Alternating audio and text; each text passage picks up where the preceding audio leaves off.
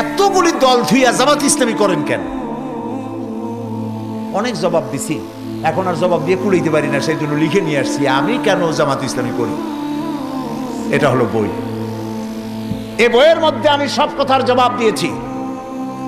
বাংলাদেশে একজন ব্যক্তি বলে বেড়ান জামাত ইসলামী কোনো ইসলামী দল না, এই কথা একটা লোকে বলে। পৃথিবীতে আর কোনো মায়ের সন্তান নয় এই রকমের বেয়াদবিপূর্ণ ধৃষ্টতাপূর্ণ কথা আর বলতে পারে একটা মানুষ নাই। মাওলানা মওদুদী রহমতুল্লাহ আলাইহির লেখার সাথে দ্বিমত পোষণ কেউ করলে করতে পারে। যে বেশি কথা বলে দুই একটা কথা ভুল হয়েও যেতে পারে, যিনি বেশি লেখেন দুই একটা গলত হয়ে যেতেই পারে।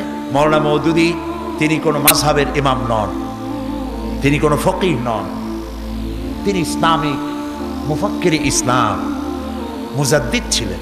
আলহামদুলিল্লাহ বলেন। লেখায় ভুল হতে পারে, আপনি দ্বিমত করেন, কিন্তু জামাত ইসলামী ইসলামী দল নয় এই কথা যিনি বলেছেন, কিয়ামতের দিন আল্লাহর দরবারে দেখা হবে আমাদের ইনশাআল্লাহ। সেদিন আপনার পজিশন কি হয় আমরা দেখব।